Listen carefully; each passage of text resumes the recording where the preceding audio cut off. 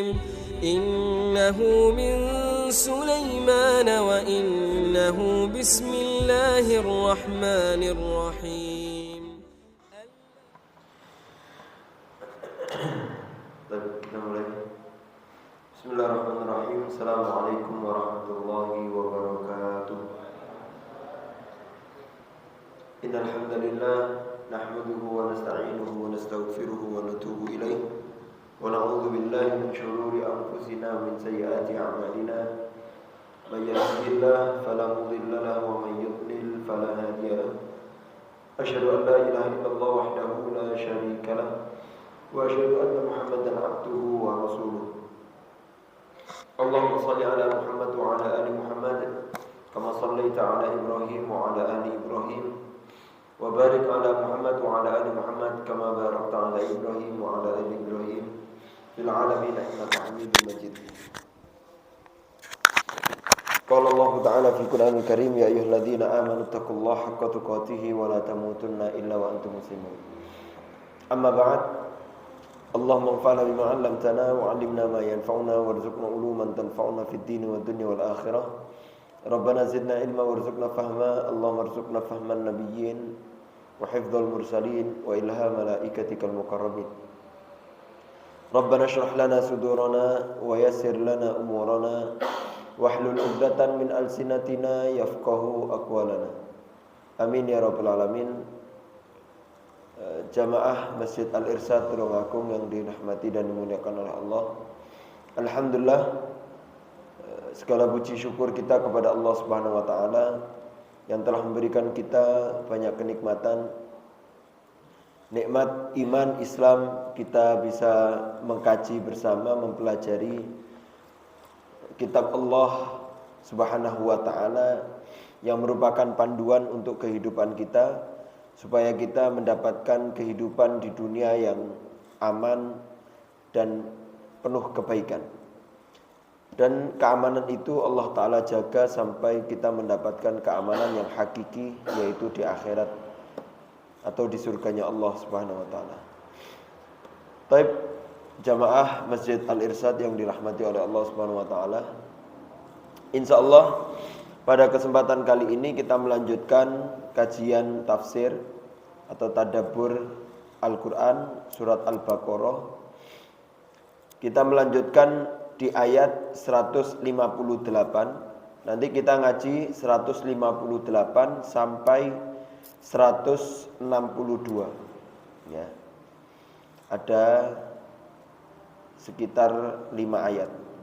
158 sampai 162. Di sini di 5 ayat ini membahas, yang pertama membahas tentang sa'i ya. Ibadah sa'i antara Safa dan Marwah. Kemudian pembahasan yang kedua adalah balasan bagi orang yang menutup atau menyembunyikan ayat Allah Subhanahu wa taala. Di sini Allah Ta'ala berfirman,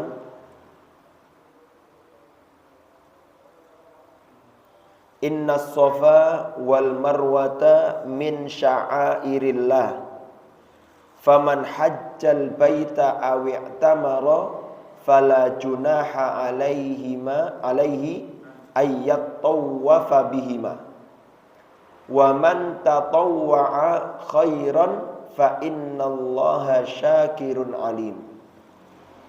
Sesungguhnya Safa dan Marwah merupakan bagian dari syiar Allah Subhanahu wa taala. Faman hajjal baita, maka barang siapa yang beribadah haji awi'tamara atau umroh ke Baitullah ya, ke Mekah, fala junaha alaihi, maka tidak ada dosa baginya ayyat tawafa bihima, untuk mengerjakan sa'i ya, tawaf atau mengelilingi, untuk melakukan sa'i tadi antara Safa dan Marwah. Wa man tatawwa'a khairan, dan barang siapa dengan kerelaan hatinya mengerjakan kebaikan, fa innallaha syakirun alim, maka Allah Maha mensyukuri dan Maha mengetahui. Satu ayat ini kita kupas dulu. Inna Safa wal Marwata, ya, ada namanya sesungguhnya tempat Safa di dekat Baitullahil Haram, ya, di dekat Ka'bah, di Masjidil Haram sekarang itu. Ada daerah, kalau sekarang masuk ke lingkup Masjidil Haram, ada daerah namanya Safa dan Marwah. Safa dan Marwah itu termasuk syiar min sya'airillah, ya, syiarnya Allah. Syiar itu alamah, tanda. Ya, tanda dakwah. Ya, seperti kalau negara kita itu punya bendera, punya Pancasila, itu syiar bangsa, syiar negara. Safa dan Marwah itu juga bagian dari syiar. Sebagaimana ada azan, sholat berjamaah, puasa Ramadan, itu juga syiar-syiar yang hukumnya untuk dilakukan tidak bermasalah di depan manusia. Ya, syiar. Nanti urusannya tentang keikhlasan antara kita dengan Allah. Ya, dakwah itu syiar. Nanti ada orang sholat berjamaah nggak mau, alasannya satu, takut dibilang sombong. Nah, itu salah. Syiar itu emang untuk ditampakkan. Ya, gambarannya gampang seperti bendera. Kita menampakkan bendera di depan umum karena emang untuk ditunjukkan. Azan itu memang untuk disuarakan supaya menjadi syiar. Safa dan Marwah juga ibadah yang merupakan bagian dari syiarnya Allah Subhanahu wa taala. Sebab turun ayat ini adalah diriwayatkan dari Anas bin Malik yang dikeluarkan oleh Imam Bukhari, annahu su'ila anis Safa wal Marwah. Ya, Anas bin Malik itu ditanya tentang Safa dan Marwah. Lalu beliau mengatakan, faqala kunna nara annahuma min amril jahiliyah. Dulu Safa dan Marwah itu adalah bagian bagian ritualnya orang-orang jahiliyah. Falamma ja'al Islam, ketika Islam datang, amsakna anhuma. Ya, maka kita ini berhenti dulu. Ya, karena ini kebiasaan jahiliyah, maka kita berhenti untuk tidak melanjutkan.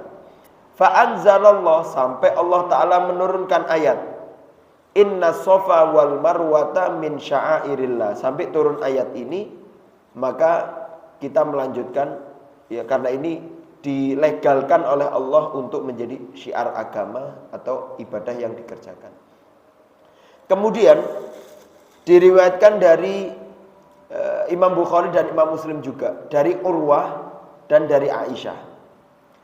Suatu ketika Urwah ini mengatakan kepada Aisyah, istri Nabi, Ara'aita qaulullah, ya, apa yang kamu lihat tentang perkataan Allah, yang Allah Ta'ala mengatakan, ini Urwah ponakannya Aisyah bilang ke Aisyah, ke Siti Aisyah, Inna Safa wal Marwata min sya'airillah. Ya, sesungguhnya ayat tentang Safa dan Marwah ini termasuk syiar agama. Lalu dibaca sampai terakhir. Kemudian fama ara ala ahadin syai'an alla yatufa bihima. Ya. Maka saya melihat fama ara ala ahadin syai'an alla yatufa bihima. Maka saya melihat ini kayaknya perkara jahiliyah yang orang tidak tawaf di sana. Ya, untuk tidak. Faqalat Aisyah, kata Aisyah mengatakan, bi'sa ma qulta yabna ukhti. Ya, celaka apa yang kamu katakan wahai ponakanku. Innaha law kanat ala ma awwaltaha alaihi kanat fala junaha alaihi alla yatufa bihima walakinnaha innama unzilat. Ya. Itu tidak dikerjakan wahai ponakanku kecuali ayat yang telah diturunkan. Karena dulu li'annal ansor qabla an yaslamu kanu yuhilluna limanatit taghiyah. Jadi ayat ini pelegalan karena kenapa dilegalkan? Karena sebelumnya orang-orang menggunakan Safa dan Marwah itu menjadi ritual yang tidak baik. Jadi orang-orang Madinah itu dulu kalau haji ke Mekah itu menggunakan ritual itu juga, Safa dan Marwah, yaitu dengan yuhilluna limanatit taghiyah. Jadi mereka ibadah itu untuk Tuhan mereka, yaitu Manah. Ya. Tuhan berhala Manah. Ada namanya berhala namanya Manat, ya. Lata, Uzza sama Manat. Tapi ini untuk Manat. Jadi persembahan ibadah Safa dan Marwah ini untuk Manat. Wa kana min ahlin laha, ya, karena mereka menganggap mereka bagian dari berhalanya Manat. Karena gini, setiap kabilah di Mekah jahiliyah itu punya berhala sendiri, berhala favoritnya. Lah orang-orang Ansor itu berhala favoritnya itu Manat. Orang-orang bukan Ansor ya, orang-orang Madinah. Tapi Siti Aisyah membahasakan dengan Ansor. Wa kana min ahlin laha yataharraj an yatufa bis Safa wal Marwah. Fasa'alu an dzalika Rasulillah faqalu. Ya, sampai mereka menanyakan kepada Rasulullah, "Ya Rasulullah, inna kunna nataharraj an natufa bis Safa wal Marwah fil jahiliyah." Fa anzalallah inna Safa wal Marwata itu thumma sanna Rasulullah at-tawafa bainahuma falaysa li ahadin an yada'a tawafa bainahuma. Jadi orang Madinah itu ritualnya seperti itu dulu ya, karena untuk berhala. Ketika mereka Islam, mereka tanya sama Nabi, dulu kita ini menggunakan ritual Safa dan Marwah untuk ibadah haji. Ya, sekarang bagaimana ya Rasulullah? Apakah ini tetap dilanjutkan? Ketika kita mendengarkan ada ayat itu, inna Safa itu, maka sama Nabi, tsumma sanna Rasulullah at-tawafa bihima. Sama Nabi dibiarkan dan ini dijadikan sunnah ibadah yang harus dilakukan. Falaisa li ahadin an yada'a tawafa bainahuma. Maka setiap orang enggak ada yang meninggalkan untuk melakukan sa'i itu lagi. Karena mereka khawatir kalau mereka melanjutkan, takutnya ini adalah ritual jahiliyah yang sudah pernah dilakukan. Takutnya mereka masih melakukan adat yang dulu, sehingga meminta legalnya dari Nabi SAW. Kemudian di kitab Sirah punyanya Ibnu Ishaq dikatakan ini kisahnya kenapa ada Safa dan Marwah. Jadi dulu itu ada ya, Safa dan Marwah itu sebetulnya nama bukit ya, Bukit Safa dan Bukit Marwah. Ya, bukit. Jadi dulu itu naik ke atas, turun ke bawah. Nah, kalau sejarahnya Safa dan Marwah itu sejarahnya adalah ketika di zaman Nabi Ibrahim, ketika Nabi Ibrahim meletakkan Ismail putranya dan Hajar, kemudian diletakkan di situ di dekat Ka'bah situ. Lalu Hajar ya nggak punya pembekalan sama sekali, dan di Mekah ketika itu memang biwadin ghairi dzara, jadi tempat yang nggak ada cocok tanam. Ya, air nggak ada, hanya ada satu pohon kering gitu. Kemudian Nabi Ismail diletakkan situ, Hajar lari nyari air. Ya kan, nyari air otomatis nyari tempat yang tinggi supaya bisa melihat. Dimulai dari Bukit Safa.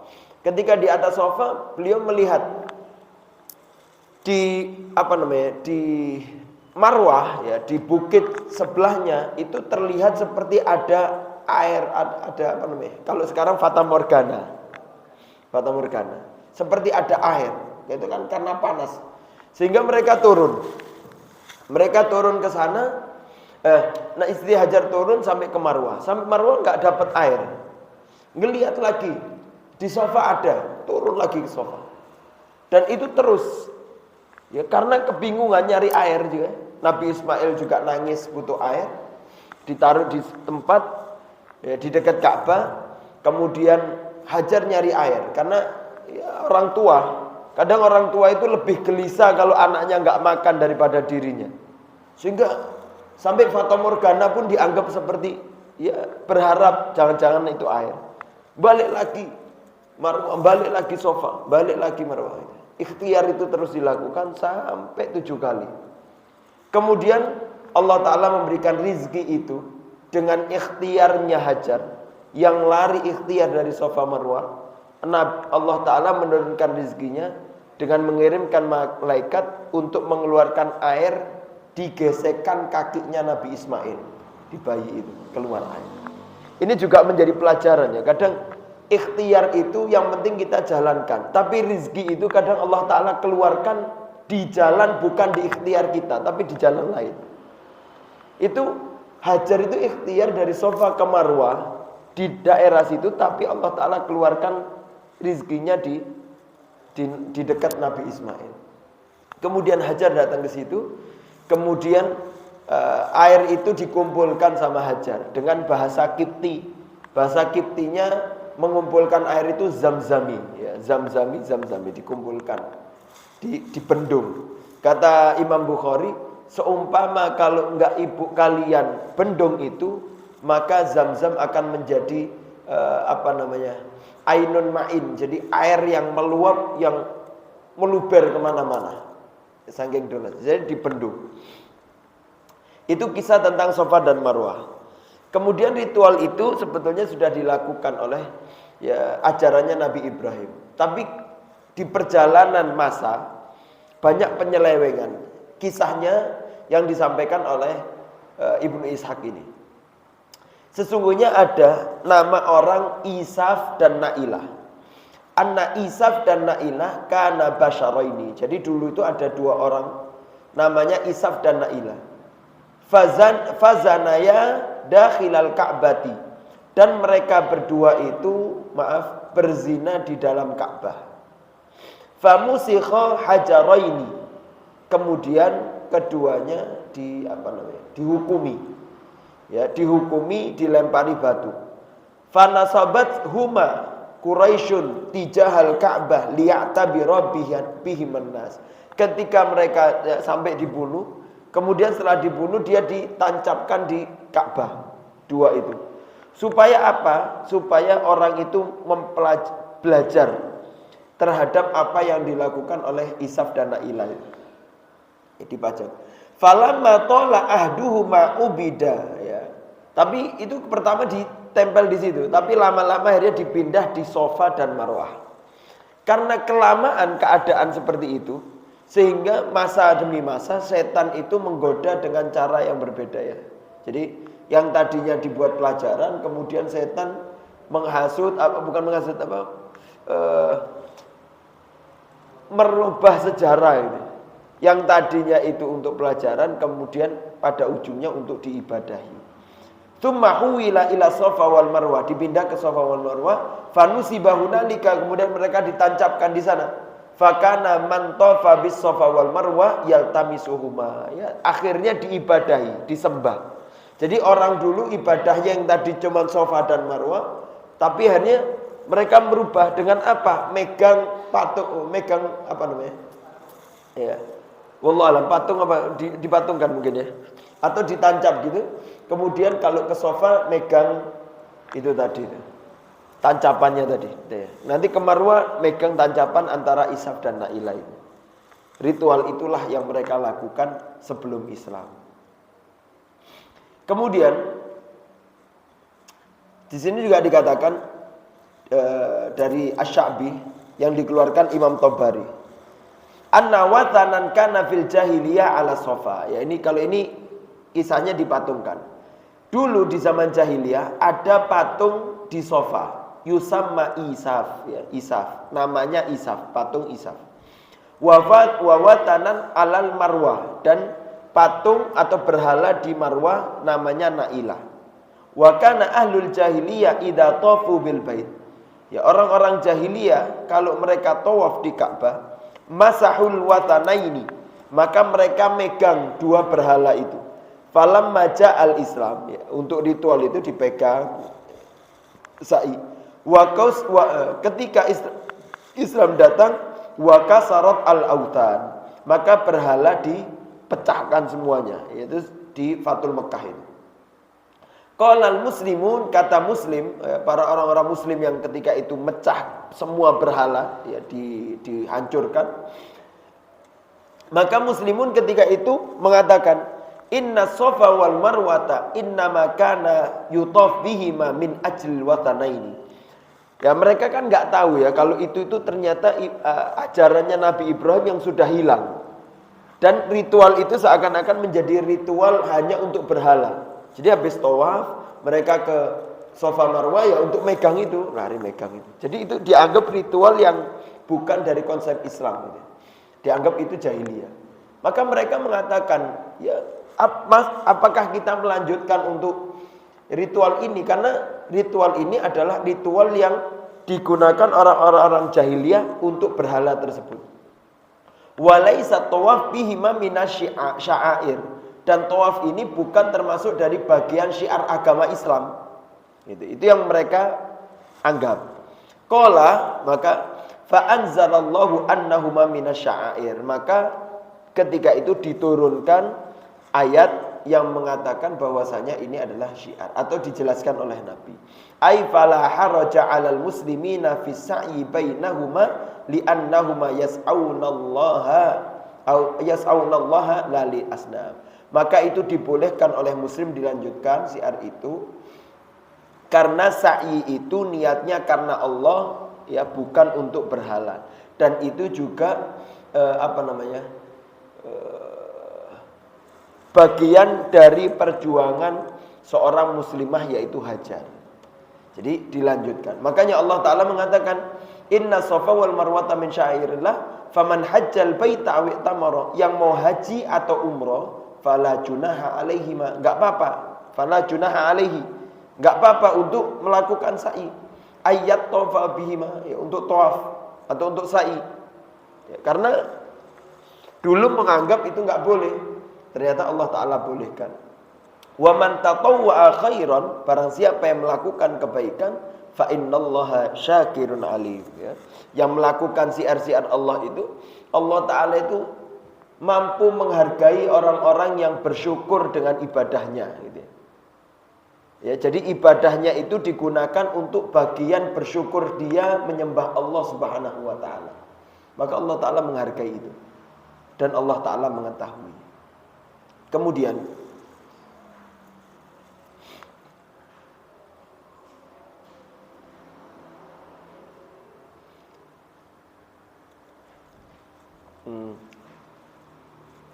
ini sudah saya.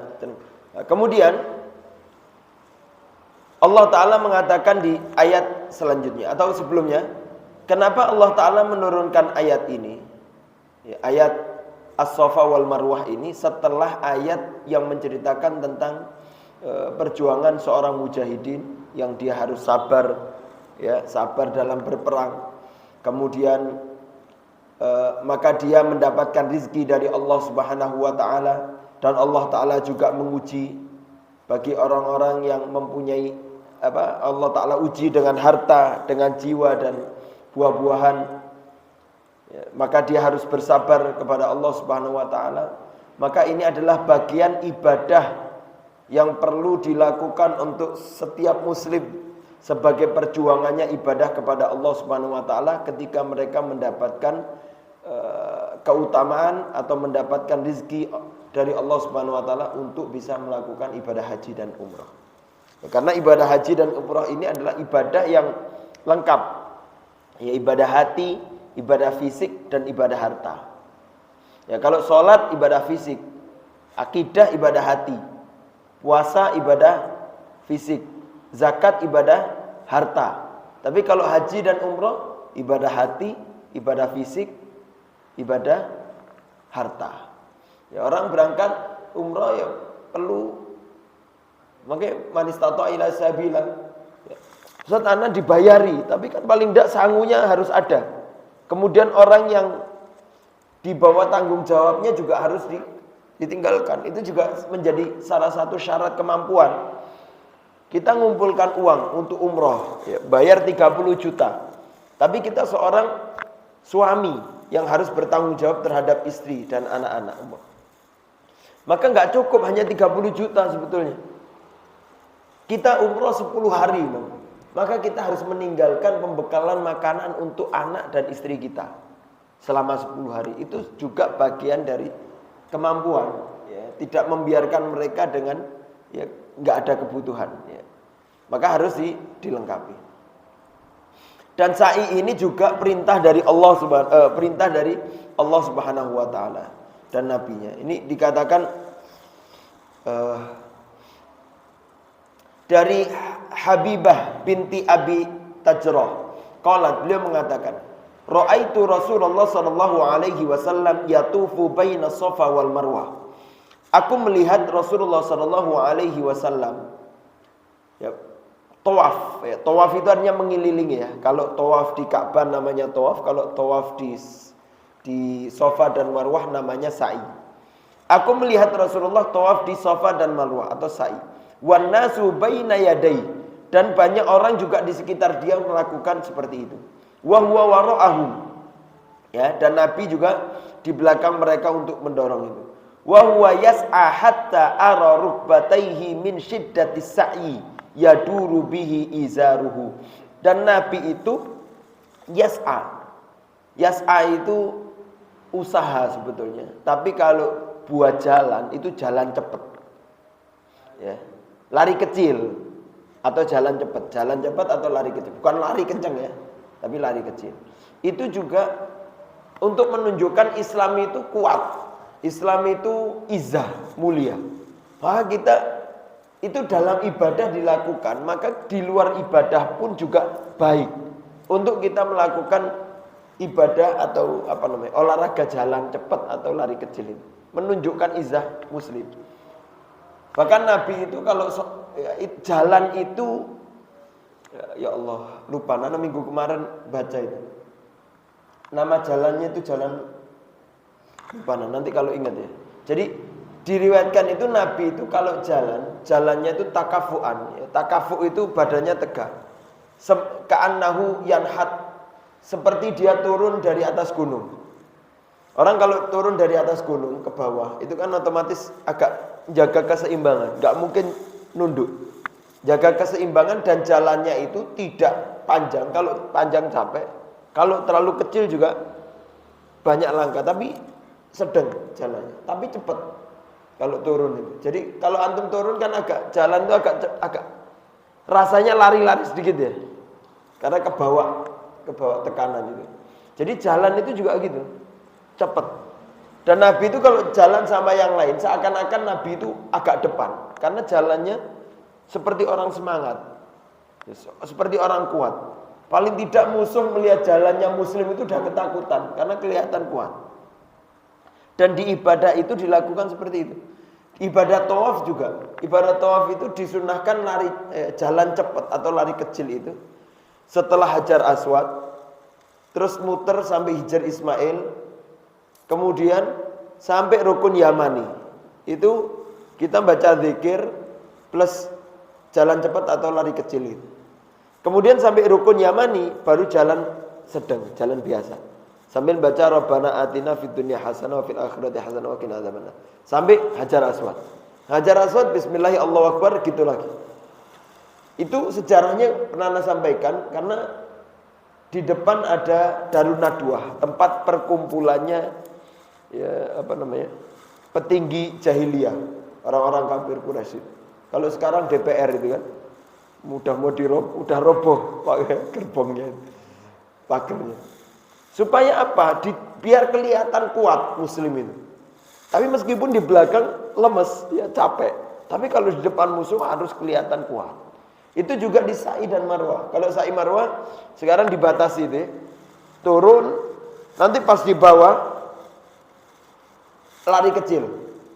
Karena dulu itu bukit gini, naik, ya, turun, naik lagi. Kalau sekarang udah zen, ya, udah di gedung, ya, dibangun. Jadi kayaknya itu lurus gini.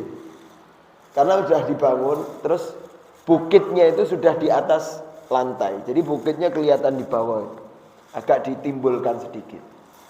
Tapi ada dikasih lampu hijau. Itu tanda sebetulnya kalau yang pas di bawah itu. Dikasih lampu hijau di sini, di situ kita disunahkan untuk lari kecil tadi, as-sa'i. Ya, lari kecil atau jalan cepat. Ini artinya ibadah itu tidak hanya kita gunakan untuk ibadah, tapi di luar pun juga sunnah itu dilakukan gitu. supaya Islam itu terlihat izah dan kuatnya. Baik. Nah, kemudian wa huwa yaqul, dan Nabi mengatakan is'au fa innallaha kataba alaikumus sa'i. Ya, sa'ilah. Sesungguhnya Allah Ta'ala telah mewajibkan bagi kalian sa'i itu. Jadi sa'i itu sudah menjadi bagian ritual ibadah umroh atau haji. Ya, dan hukumnya wajib untuk melakukan itu. Baik. Ayat selanjutnya Allah Ta'ala mengatakan ya, di ayat 159 sampai 162.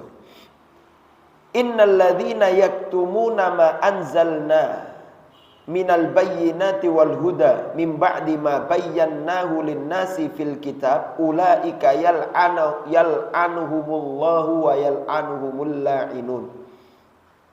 Sungguh orang-orang alladzina yang yaktumuna, ya, yang menyembunyikan ma anzalna minal bayyinat, ya, menyembunyikan apa yang telah kami turunkan. Al bayyinat itu berupa keterangan-keterangan yang nyata, wal huda dan petunjuk, mim ba'di ma bayyannahu linnas, setelah kami jelaskan kepada manusia, fil kitab, yang di dalam kitab Al-Qur'an. Ulaika yal'anuhumullah wa yal'anuhumul la'inun. Jadi orang-orang yang menutup, ya, tidak menyebarkan, atau ketika ditanya enggak mau jawab, ya, tentang keterangan yang jelas atau hidayah ilmu Allah yang sudah Allah Ta'ala jelaskan, yang ada di Al-Quran, kemudian dia tutup, maka dia berhak mendapatkan laknat dari Allah Subhanahu wa Ta'ala. Dan laknatnya, ya, laknatnya para pelaknat. Ya, para pelaknat itu semuanya malaikat, manusia, hewan, ya, jin, itu semua melaknat orang-orang yang menutup tentang kebenarannya Al-Quran. Ya, bukan urusan nggak tahu. Kalau kita nggak tahu, kita hati-hati, ya, itu beda urusan. Tapi sudah tahu jelas, ya, tentang agama, dia tahu ilmunya, ditanya nggak jawab, nah, itu namanya menutup. Ya. Sebagaimana hadis mengatakan, man su'ila an ilmin fakatamahu uljima yaumal qiyamah bilijamin minna. Yang ditanya tentang ilmu, kemudian dia tutup padahal dia tahu, maka dia dilijam. Ya. Dilijam itu dikalungkan dengan kalungan dari api neraka. Ya, ada yang mengatakan dikalungkan dengan beratnya seberat bumi. Ya. Wallahu a'lam. Kemudian illal ladzina tabu, kecuali mereka yang taubat, wa aslahu, ya, dan bertaubat dan mengadakan perbaikan, wa bayyanu, dan menjelaskan, faulaika atubu alaihim, mereka itulah yang aku terima taubatnya, kata Allah. Wa ana tawwabur rahim, dan aku adalah yang maha pemberi taubat dan penyayang. Jadi kecuali orang yang bertaubat, perbaikan diri, dan menjelaskan. Gitu ya. Jadi tiga ini harus taubat dulu, amal soleh, ya, diperbaiki, belajar ilmunya, diperbaiki amalannya, wabayanu, kemudian menjelaskan. Nanti saya terangkan lagi.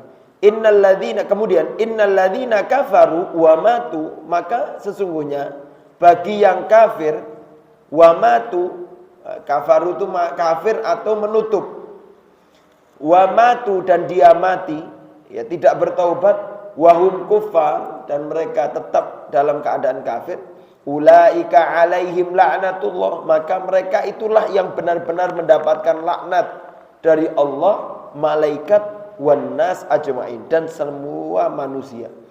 Khalidina fiha, kekal di dalamnya. La yukhaffafu anhumul azab, tidak dikurangi sedikit azabnya. Walahum yunzarun, dan tidak diberi penanggungan sama sekali. Ya, enggak ada liburnya terus. Ya, na'udzubillah. Bagi mereka yang menutup dari kebenaran. Sebab turun ayat ini adalah karena ulama dari ahlul kitab, yaitu ulamanya Nasrani, Rohib, dan ulama ulamanya Yahudi ruhban, ya, rohib ulamanya pendetanya Nasrani, kalau pendetanya Yahudi namanya ruhban di dalam istilah Al-Quran. Fi ulama'i ahlil kitab wa kitmanihi ayatir rajm, karena mereka menutup ayat rajm. Ya. Jadi mereka itu pernah suatu ketika ada orang Yahudi dari Madinah itu ada masyarakat yang melakukan perzinaan. Kemudian dia ngelihat di kitab mereka ternyata hukumannya dirajm. Akhirnya mereka itu inisiatif gini aja. Coba kita tanya Nabi, siapa tahu di syariat Islam enggak dirajm, diringankan. Gitu kan? Supaya ya jadi tanya supaya biar di ya kayak apa namanya? Ambang batas lah ya. Kemudian minta siapa tahu MK mau nurunkan gitu kan. Jadi minta siapa tahu bisa kan. Tapi akal-akalan Yahudi ya gitu. Minta nanya ke Nabi. Ya Nabi, apa namanya Muhammad, gimana ini ayat apa ada orang yang berzina.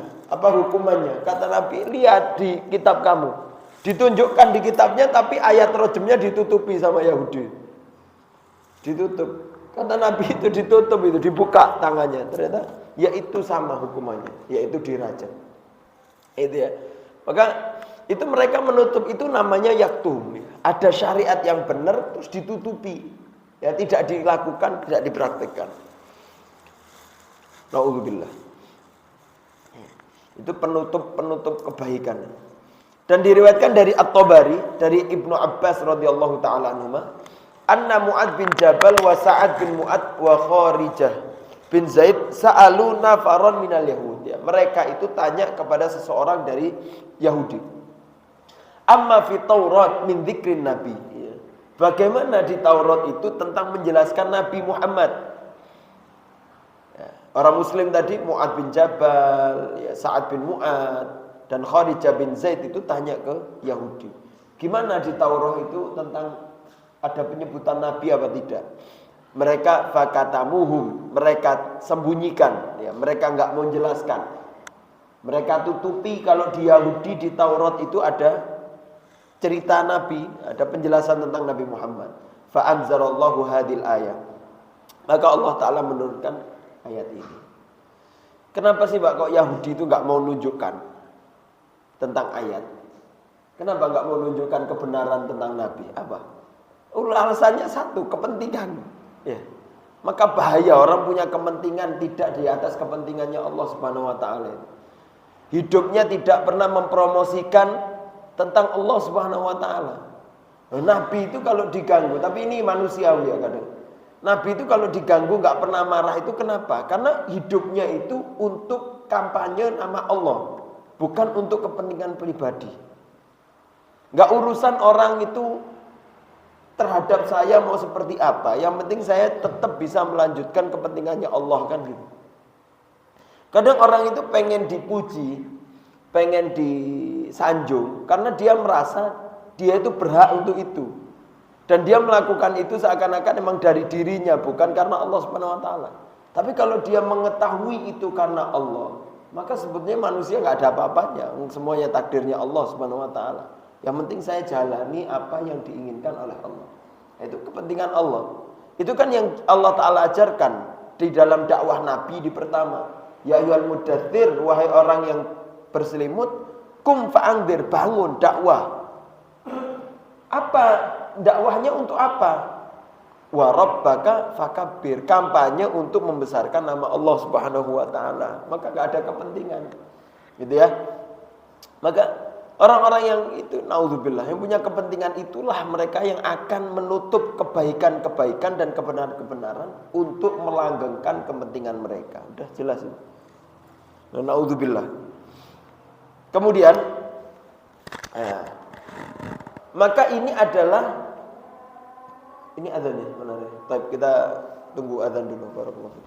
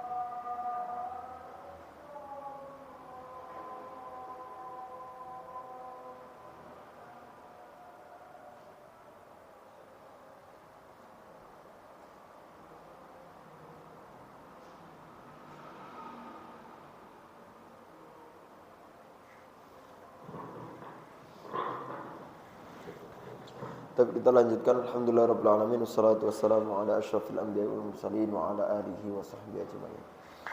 Maka ikhwah fillah rahimani wa rahimakumullah, kita harus banyak berhati-hati dari menyembunyikan kebaikan, apalagi sampai kita menutup kebaikan demi kepentingan. Sebagaimana Yahudi yang menutup kepentingan dia karena mereka berharap nabi yang keluar adalah dari bangsa mereka. Ya, mereka berharap nabi yang keluar dari keturunan Sarah, ya, dari keturunan orang Yahudi. Tetapi Allah Ta'ala berkehendak lain. Maka dia tidak melanjutkan apa yang diinginkan oleh Allah Subhanahu wa Ta'ala, ya, tidak mengimani, tidak mengapresiasi apa yang diinginkan oleh Allah, tapi tetap bersekukuh, ya, terhadap apa yang menjadi, ya, keperluan dan kepentingannya, sampai dia harus menutup ayat. Maka ini kekhawatiran kalau kita hidup di dunia ini dengan penuh banyak kepentingan pribadi kita, maka nanti Allah Ta'ala akan uji kita dengan dibenturkan dengan kebenaran-kebenaran yang mana kita harus sampai-sampai, ya, karena kebentur dengan kebenaran, sampai-sampai kita harus menghilangkan kebenaran itu demi melanggengkan kepentingan kita. Alhamdulillah. Karena itu sudah ujian dari Allah. Falamma zagu azagallah. Kalau orang itu sudah nyeleweng, maka akan tambah diselewengkan sama Allah Ta'ala. Ya, biar semakin nyata keburukannya ini. Nauzubillah. Ya, maka kita harus berhati-hati. Kemudian dikatakan ini adalah ancaman yang pedih bagi orang-orang yang telah menutup, Ya, dari kebenaran-kebenaran yang telah Allah Ta'ala turunkan. Kata Abul Aliyah, nazalat fi ahlil kitab. Ini turun bagi ahlul kitab. Ya, bukan, ini turun di ahlul kitab. Yang mana mereka katamu sifata Muhammadin thumma akhbaro annahum yal'anuhum kulla syai'in ala soni'ihim. Karena mereka telah menyembunyikan sifat kenabian Nabi Muhammad. Ya, dan mereka menyebutkan tentang apa yang dia sembunyikan. Mereka tidak mengatakan kebenaran, tapi mengatakan apa yang dia sembunyikan. Maka baginya yal'anuhum kulla syai'in ala soni'ihim. Maka akibatnya adalah orang yang menutup dari kebenaran, mereka dilaknat oleh segala sesuatu, ya, karena perbuatannya. Sebagaimana seorang alim, seorang yang ahli ilmu, mereka dimintakan ampun oleh segala sesuatu, bahkan hiu yang di lautan, atau burung-burung yang berterbangan, atau serangga yang di dalam lubangnya. Mereka memintakan ampun bagi orang-orang yang menyatakan kebenaran atau orang-orang alim. Sebaliknya, orang yang menutup kebenaran, maka dia dilaknat oleh segala sesuatu. Ya. Kemudian Al-Bara' bin Azib mengatakan, qala kunna ma'an nabi fi jenazah. Dulu kita pernah bersama Nabi waktu di dalam mengurusi jenazah. Faqala, lalu Nabi mengatakan, innal kafira yudrabu darbatan baina ainai. Jadi orang itu, Pak, ketika mereka meninggal kemudian dikuburkan, setelah kemudian ditanya oleh Munkar Nakir, maka setelah ditanya oleh Munkar Nakir kalau dia nyata kafir, itu kan dikubur itu antara dia muslim atau kafir gitu ya. Nanti di akhirat baru Islamnya sholat atau tidak gitu. Maka ketika dia di di alam kubur, setelah ditanya oleh Munkar Nakir tentang, kemudian dia nyata kafir, maka kata Nabi, yudrob dorbatan baina ainaihi. Kalau dia kafir, maka dia akan dipukul dengan pukulan di antara dua matanya. Yang mana pukulan itu, ya, wallahu alam, ini entah suara pukulan atau suara teriakan orang itu karena kesakitan. Fayasma'u kullu dabatin ghairu tsaqalaini. Maka suara itu didengar oleh seluruh makhluk yang melata di muka bumi ini. Melata itu kayak manusia, jalan di atas bumi. Didengar semuanya kecuali tsaqalain. Ya. Fatal anuhu kulla dabatin. Ya, tsaqalain itu manusia dan jin. Fatal anuhu kulla dabatin sami'at sautahu. Maka semua yang mendengarkan itu melaknat orang yang tadi yang suaranya terdengar. Itulah makna dari ulaika yal'anuhumullah wa yal'anuhumul la'inun. Kita aja kalau dengar kocehan orang-orang yang enggak baik itu, mendengarkan omongan, mendengarkan keluh kesah orang-orang yang bermasalah, itu kadang telinga kita aja udah sumpah dengernya. Udah korupsi, udah salah, udah kemudian ngomongnya nggak baik lagi, itu telinga aja udah nggak seneng kita. Kadang orang itu sampai melaknat, naudzubillah. Ya, ini sekarang terjadi nih, banyak laknat di mana-mana. Yakni dawabul ard, yang dimaksudkan al-la'inun, semua yang melata di muka bumi ini. Kemudian Atha bin Rabah mengatakan, kullu dabatin wal jin wal ins. Ya.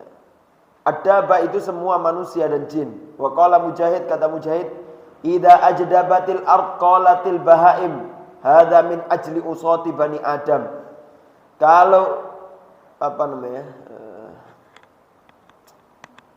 kalau bumi itu bergetar, bumi itu marah, kata hewan-hewan itu, mereka mengatakan hadza min ajli usati bani Adam. Ini karena ulah anak cucu Adam.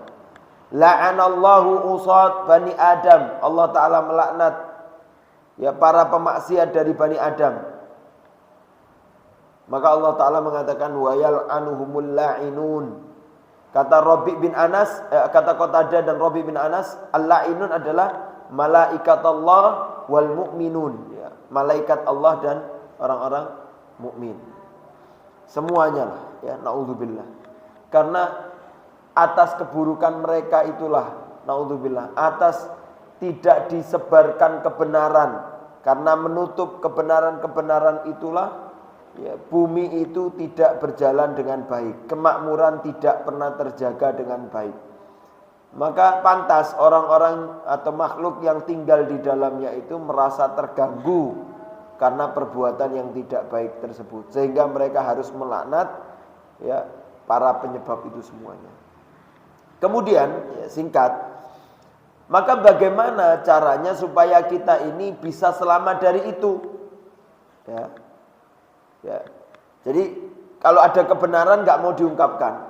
Ini beda untuk ketika kita ditanya tentang suatu ilmu tapi kita nggak tahu. Nah, kita bilang nggak tahu itu lebih baik daripada kita tahu kemudian daripada ketika kita tanya kemudian kita jawab dengan sesuatu yang kita nggak tahu. Kemudian dalilnya menurut saya, nah, ini masalah. Ya kalau menurut kamu atas dasar Quran sama Sunnah. Kemudian itu istihad dan pendapat kita, enggak masalah. Kita betul-betul ilmu Quran enggak tahu, dari hadis enggak pernah dengar. Kemudian kita bilang menurut saya, nah, ini jadi masalah. Iya kalau menurutnya sesuai, tapi kalau menurutnya tidak sesuai dengan sunnah. Ya, kemudian orang mengambil pendapat kita dibanding pendapat Al-Quran yang ketika itu kontra dengan apa yang kita omongkan. Sehingga kita seakan-akan menutup kebenaran dari Allah Subhanahu wa taala. Maka harus kita jaga. Maka Pak, orang-orang yang telah ya, kadung melakukan seperti itu, maka Allah taala punya jalan keluarnya adalah illal ladzina tabu wa aslahu wa bayyanu. Ya, pertama dia harus taubat. Ya kalau tahu kemarin saya habis mengatakan sesuatu, ternyata ilmunya enggak gitu. Salah. Ya. Dulu saya pernah ditanya tentang kebenaran. Ya, kemudian saya ketika ditanya itu saya punya kepentingan yang lain sehingga kebenarannya itu umpama gini Pak, umpama kita ini enggak punya uang, ya. Enggak punya uang atau apa gampangannya begini, memang kita perempuan ya, seorang perempuan. Kita ini butuh uang.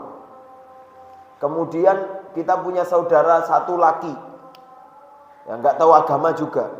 Kemudian kita mendapatkan warisan dari orang tua. Karena kita butuh, kita tahu padahal pernah dengar kajian bahwasanya hukum waris itu laki dapat 2, perempuan dapat 1. Kemudian ketika saudara kita nanya ke kita, ini gimana pembagiannya? Kemudian karena kita butuh, kita bilang dah gini aja, biar adil satu-satu aja, dibagi 2. Padahal kita tahu pembagian dalam syariat 2 sama 1. Tapi kita bilang ini 1-1. Ya, artinya kita bagi 2 saja. Biar adil.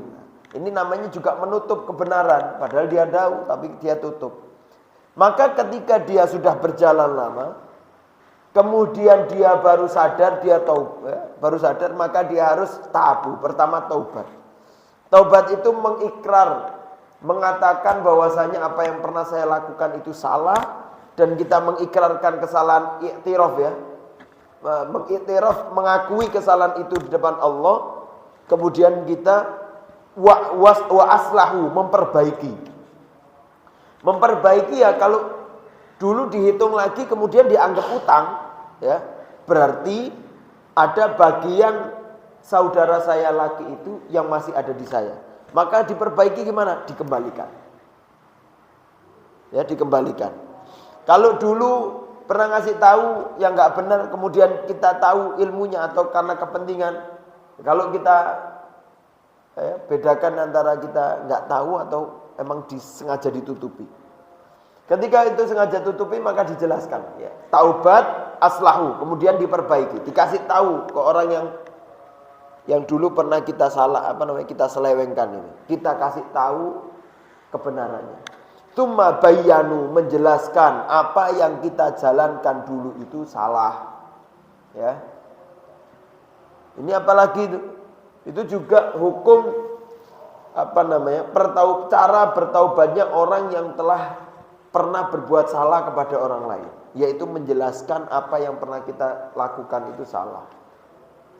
Kalau kita berbuat salah kepada Allah, kita bertaubat, cukup. Tapi kalau sama manusia, kita harus jelaskan. Taubat, kita berbuat baik, kita luruskan, terus kita ikrarkan kepada orang itu, apa yang saya lakukan dulu itu salah. Maka nggak usah dilakukan, nggak usah dilanjutkan. Ya. Umpama contoh yang lainnya. Umpama ada suatu ritual ibadah apalah, terus ada orang nanya, kemudian kita jawab. Ya, karena kepentingan kita jawab gini, kemudian kita taubat, kita jelaskan ini yang benar, kemudian kita ikrarkan apa yang saya jelaskan dulu itu tidak tidak di atas dasar ilmu. Apa yang saya ajarkan dulu itu salah, yang benar itu segini. Maka setelah ini saya berharap kamu mengganti atau kamu berubah, ya. Dan saya juga berlepas diri terhadap apa yang kamu lakukan setelah ini kalau masih melanjutkan dengan apa yang pernah saya sampaikan dulu. Jadi gitu, taubatnya itu harus dengan dengan bayinat, ya, wa bayyanu, dengan menjelaskan kalau itu salah. Ya, di sini katakan raja'u amma kanu fihi wa aslahu a'malahum wa ahwalahum wa bayyanu linnas ma kanu katamuhu. Ya, kembali atau bertaubat, aslahu a'malahum, memperbaiki amalannya dia juga harus diperbaiki, wa ahwalahum, dan keadaannya, wa bayyanu linnas, dan dia harus menjelaskan kepada manusia terhadap yang dulu yang pernah dia sembunyikan. Itu ya. Kemudian Allah Ta'ala mengatakan innal ladzina yaktumuna, kemudian illal ladzina tabu wa aslahu wa bayyanu fa ulaika atubu alaihi, maka Allah Ta'ala akan terima taubatnya bagi yang sudah taubat, memperbaiki dan menjelaskan. Wa ana tawwabur rahim, dan aku adalah Tuhan yang maha memberikan taubat dan penyayang. Innal ladzina kafaru wa matu, kalau dia tetap menutup, kafaru menutup, sudah tutup, wa matu, dan dia mati dalam keadaan kufar, dalam keadaan apa yang dia sampaikan tadi tidak dijelaskan lagi, dan mati tidak dalam keadaan menjelaskan, ya, kecuali nggak sempat, sudah berusaha nggak sempat, pengen ketemu orang itu dulu, ya pernah saya jelaskan suatu yang saya tahu tapi memang saya selewengkan gitu ya. Kemudian kita ikhtiar nyari orang itu nggak ada, ya udah ikhtiar, ya itu insyaallah Allah Ta'ala ampuni, insyaallah. Tapi kalau enggak, tetap ditutup, kan biarkanlah, ya, biar keuntungan kita, kepentingan kita. Itu namanya juga kufar, ya, orang yang tetap menutup. Ulaika alaihim la'natullah, maka baginya adalah laknatnya Allah wal malaikah, dan malaikat, wan nas ajma'in, dan manusia semuanya. Khalidina fiha, dan mereka kekal, ya, dalam laknat itu, fiha, ya, di neraka, la yukhaffafu anhumul adzab wa lahum yunzarun, dan dia tidak diringankan sama sekali azabnya, dan tidak pernah ditangguhkan, tidak pernah diistirahatkan. Naudzubillah. Ya, mungkin ini saja yang bisa saya sampaikan, semoga bermanfaat. Semoga dua pembahasan ini tentang ibadah Safa dan Marwah, dan ibadah tidak menutup kebenaran dan menyampaikan kebenaran dengan baik, itu menjadi motivasi dan menambah ketakwaan kita kepada Allah Subhanahu wa taala. Amin ya rabbal alamin. Astaghfirukum, minta maaf kurang lebihnya. Apabila ada kesalahan datangnya dari saya sendiri, saya minta maaf. Kalau ada kebenaran dari Allah Subhanahu wa taala. Jazakumullah khair, subhanakallah bihamdika, asyhadu an la ilaha illa anta, astaghfiruka wa atubu ilaik. Alhamdulillahirabbil alamin. Assalamualaikum warahmatullahi wabarakatuh.